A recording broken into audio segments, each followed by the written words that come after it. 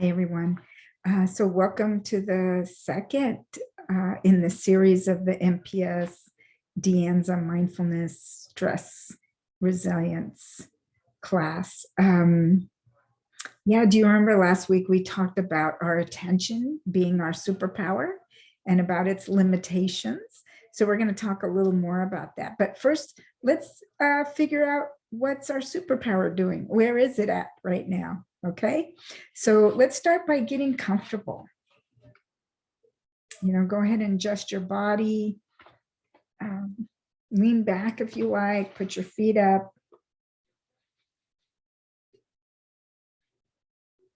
And see, we have to even notice our state of comfort. That's using our superpower to check that out. Okay, so I'm going to invite you to close your eyes if you like. If that doesn't feel comfortable, then try having sort of a low gaze, right? Just kind of looking down a little bit out from where you are, a few feet out, and just so that we don't have a lot of external stimulation with our eyes, right?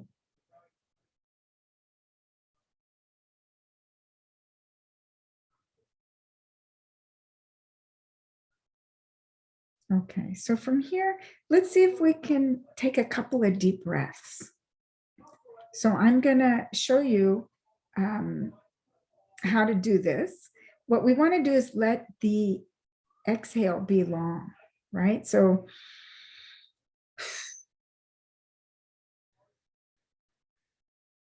you can purse your lips so that the air comes out slower.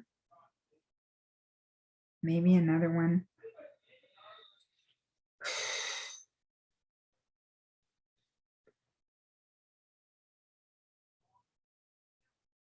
Okay, and I'm going to talk more in the content part of how and why that helps us. But from this state, let's see if we can bring our attention to the sensation of our body sitting.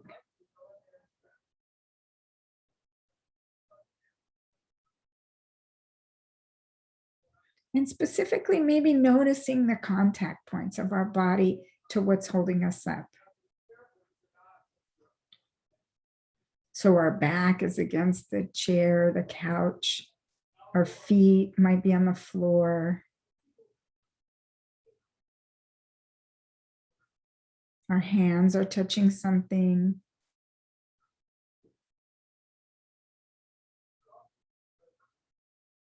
Noticing those sensations. And by sensations, that's like the warmth, the temperature, the softness or firmness. What are the sensations?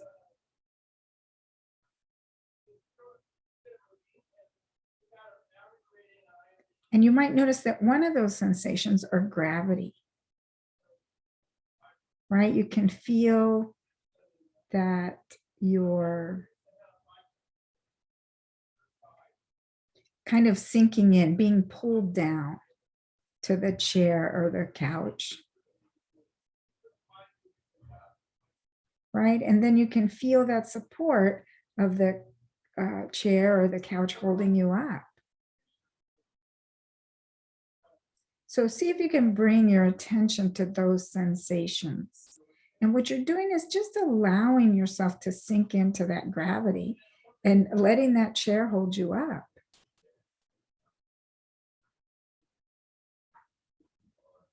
Let the chair do the work.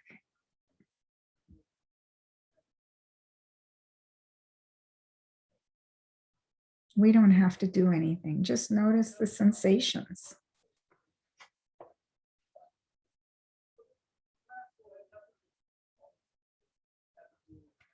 And how does that feel, being supported, being held up? Is that a pleasant sensation for you, or is it neutral, or maybe it's unpleasant?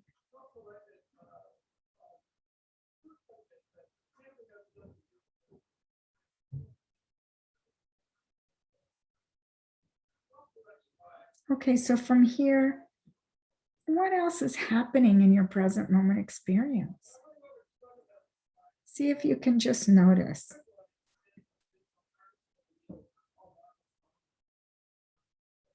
So again, our job is to just pay attention.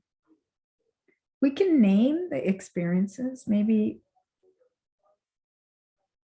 we're feeling cold, or maybe we're having thoughts, or maybe there's sounds.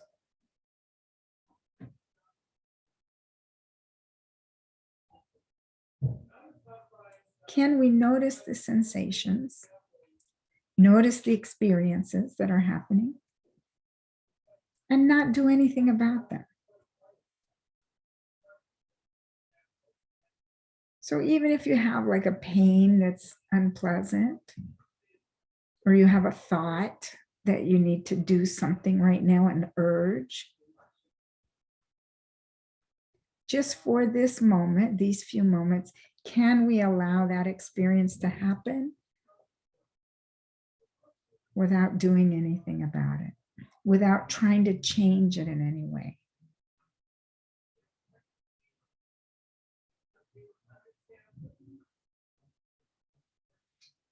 With letting it just be as it is right now. Again, what we're doing is not fighting with our experience. We're just letting our experience be.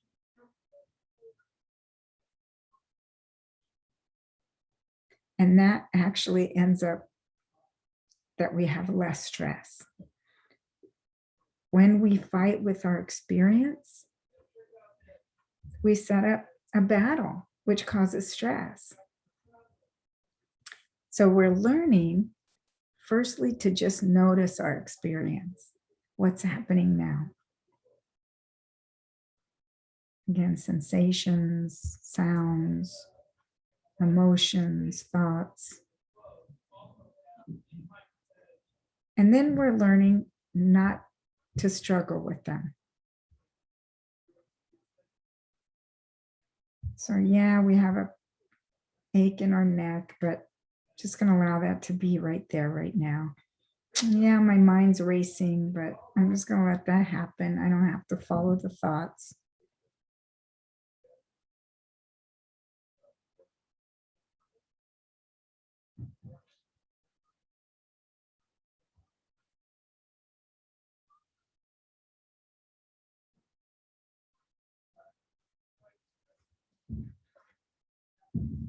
So not struggling with what's happening now. And if this gets too uncomfortable to where it feels really bad, go ahead and pop out, open your eyes, look around. But if you can kind of just stay with tracking the experience and letting it be, let's do that for a few more minutes.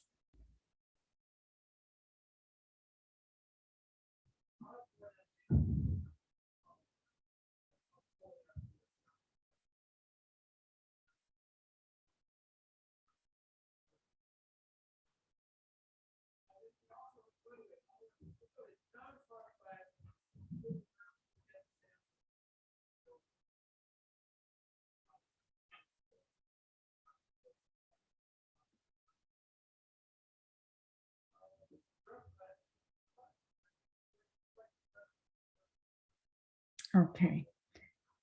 So now we're going to bring our attention back sort of to our space.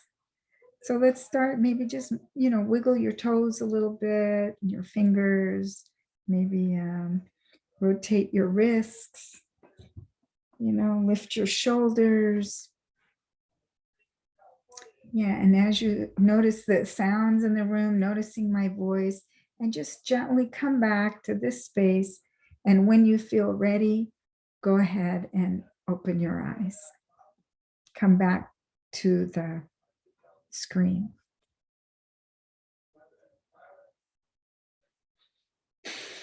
Okay. Hi, welcome back. Look around maybe. Again, get yourself situated, and just take a moment to notice what it's like now after doing that little practice.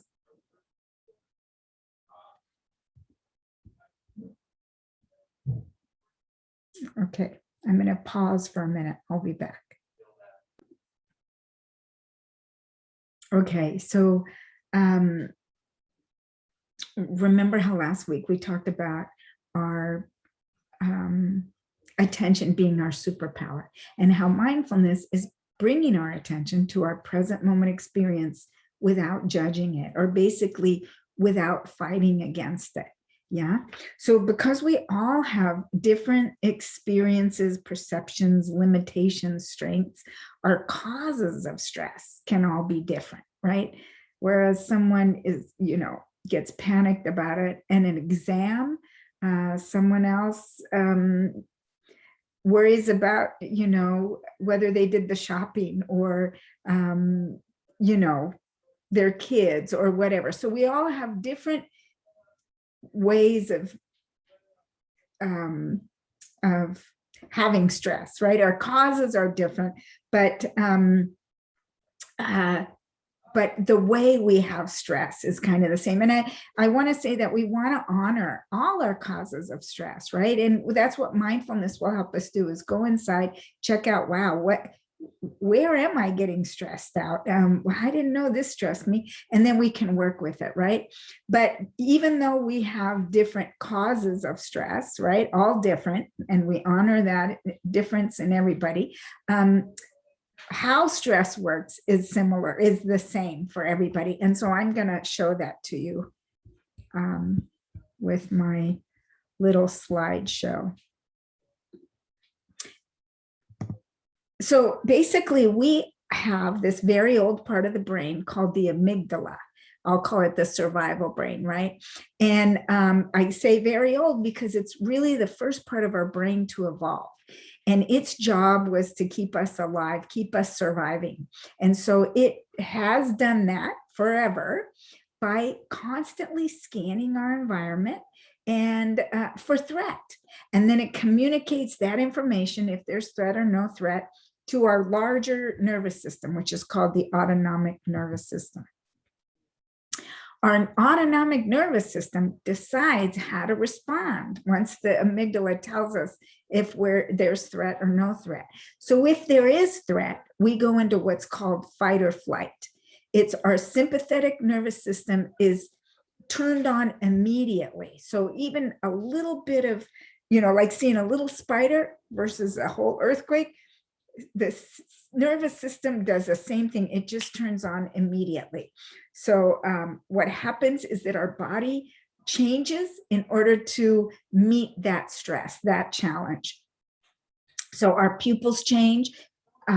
They get kind of more narrower because we want to focus on the threat. Our heart rate and our breath rate increases. Our blood vessels adjust so that all the oxygen and blood is running to the extremities for fight or flight. Our muscles tense, and then we sweat because we're getting warm with all this activity going on. So that's how it cools us down. So our body is ready for threat, for challenge, right? This is nature's way of keeping us alive. Now, if there is no threat and the survival brain says, yeah, no, we're chilling out, everything's pretty cool, then our parasympathetic nervous system kicks in. It's like putting on the brakes. And actually that takes a while. It doesn't flip off as fast as the sympathetic nervous system flips on. So what happens, it's like putting on the brakes of a train, as we tend to slow down. So all those systems that were activated start to power down, and our pupils return so that we can actually see the bigger picture. Our heart rate and our breath slows down. Our blood vessels start pumping oxygen and blood to our stomach and other parts that weren't needed for fight or flight. Our muscles start to relax and our temperature regulates. Yeah. So this is what happens, what our nervous system does, depending on the information the survival brain sends us. So a healthy nervous system just regulates it goes up and down. It activates to meet the challenge of any stress, and then it deactivates so that we can rest, and then it activates and deactivates. So like right here, you can see maybe you wake up and you're probably in parasympathetic, you're in rest and digest when you're sleeping, and then all of a sudden you have to start moving, right? You have to get coffee made and teeth brushed and get dressed. So your heart starts pumping a little faster, your muscles are a little more tense so they can move fast and get the stuff done, right? And then, and you're commuting, but then maybe you get to where you're going, you've worked a little bit, and now you can rest, start to have lunch. So you're calming down and your body's digesting your lunch. But then after lunch, now we're going to have an exam. So again, what's happening is the nervous system is always balancing itself. A healthy nervous system. We flow in and out of sympathetic to parasympathetic daily. If we get too much activation in our day and we don't allow for ourselves to kind of come down and rest and digest, what happens is we end up staying in way too much activation. So let's say we wake up it's late, we woke up late. So now we jump out of bed really quick, more stress, right? And then we get in the car and there's traffic. So now we're more stressed. And then we were late, so we just have to wolf down our lunch. And so that's more stress. And we can't get to the parasympathetic nervous system, right? We can't have that. That won't turn on because we're staying way up high in the sympathetic. And it's keeping us stressed all day. So it's up to us to start putting on the brake, right? Just like it's up to us to take care of our bodies by eating healthy and sleeping enough and drinking enough water, it's up to us to take care of our nervous system by helping it put on the brakes. So here's some ways in which we do it. Right now, the list is a list of many of them. There's probably even more. What's in the blue-green is the things we'll be doing in this class. But I wanted to put many of them up there so that maybe this next week you can do some of these to make sure, that your nervous system is having time to regulate itself, right? Having time to get into the rest zone so that we can replenish, our energy and our mental health even before we rev up for the next challenge. Yeah. So exercise and movement is, of course, it raises your blood pressure and stuff, but also in your heart rate, but also it blows off some steam. So that's one really good way of helping your body to regulate itself. Mindfulness, which is what we will do in this class, bringing our attention to our present moment experience without struggling with it, right? So that helps regulate our nervous system. Cultivating positive states. So what that means is like the caring and love and gratitude, that type of thing. We will practice that in this class. We'll do some right here, the sending good wishes. May you be happy, and feel what it's like to, what care feels like in our body, what loving kindness, what compassion feels like in our body. That helps regulate our nervous system. Breath work. So like when I said, take that deep breath, that is actually the quickest way to regulate your nervous system, because our breath and our nervous system are completely connected. And so if we slow down our breath, the survival brain says, oh, we're breathing slow, we must be calmer. And then it tends to send that information back to the autonomic nervous system, hey, we're slowing down. So it's like this loop. So you can actually do that. Take a couple deep breaths when you get in the car before you drive, right? Or before you take your exam, or before you have that hard conversation, right? Massage and touch is another way in which we helps regulate our nervous system. So you can get a regular massage, or you can give yourself some soft, soothing touch with lotion or whatever feels good, right? Noticing the good stuff that kind of goes with cultivating the positive state. So recognizing, when you're having a good meal, or when there is a beautiful sunset out there, recognizing the good things and bringing your attention, your superpower, to these good things helps regulate the nervous system. A body scan is something that we'll do. It basically is you're bringing your attention to scanning your body and bringing your attention to different parts. If they're stressed, you can invite them to relax. And then, it's just another way of using our attention to regulate our nervous system. Gratitude is another positive state that we can cultivate. It feels good to be grateful, and we'll talk about that later in depth. But again, we're bringing our attention to what feels good. Spending time in nature. We are nature. We resonate with nature. And so when we're in nature, if it's beautiful and awe-inspiring and calm, we will get that way too, right? Nature is us. And so we love spending time with it.